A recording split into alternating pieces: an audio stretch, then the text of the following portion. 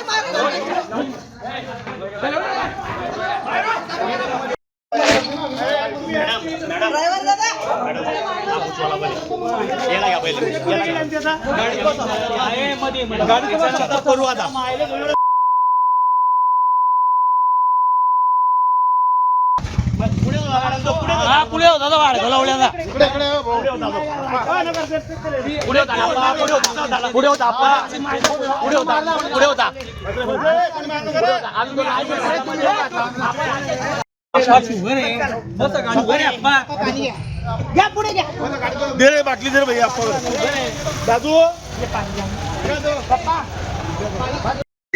मैं भी आ रहा पर गो चला चला लावून घ्या बा आपण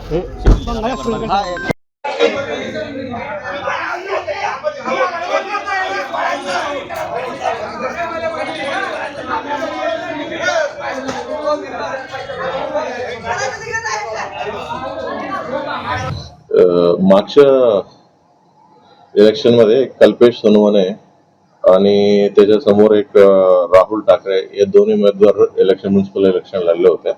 आज नेमका काहीतरी कॉर्पोरेशनचे टेंडर निघाले होते म्हणते, त्या विषयावर दोन्ही उमेदवार आणि त्यांच्यासोबत 10 ते 12 लोक त्यांनी शेनीपेठ पोलीस स्टेशन हद्दीमध्ये त्यांचं रोडवरती त्यांचं भांडण झालं होतं. त्यांनी दोन्ही पार्टीला एक दुसऱ्यांचा मारहाणचा वगैरे झाले होते. मग त्या संदर्भाने पोलीस स्टेशनला दोन्ही लोकांना पोलीस स्टेशनला आणले होते. मग त्यांच्या दोन्ही लोकांचा फिर्याद नोंदवणं चालू होत्या. एकाला एका रूम मध्ये, दुसऱ्याला दुसऱ्या रूम मध्ये त्यांना बसून घेतलं. मग ही जेव्हा घटना त्या रोडवरती मारामारी झालं होतं तेव्हा राहुल ठाकरे ह्या माणसं तिथं नव्हते. मग ते अचानकपणे पोलीस स्टेशनला आलं आणि जेव्हा ही फिर्याद नोंदवत असताना आणि माझ्या बहिणीला तुम्ही शिव्या दिला मी नसताना असं ते बोलत, म्हणजे त्यांचा जो फिर्याद नोंदवत होता कैलास सोनवणे, ते कल्पेश सोनवणेचे वडील आहे, त्यांना मारहाण केलं होतं. मग तिथं पोलीस स्टाफ होते त्या रूम मध्ये आणि बाहेर पण होते. ते पूर्ण सिच्युएशन 2-3 मिनिटांमध्ये आवरण्यात आलेलं आहे आणि दोन्ही पक्षाच्या लोकांचं FIR नोंदवणं चालू आहे आणि त्यांचं म्हणण्यानुसार FIR दाखल करू आणि पोलिसांतर्फे देखील आम्ही FIR नोंदवणार आहे आणि अरेस्ट आणि पुढील कारवाई आम्ही करणार आहे.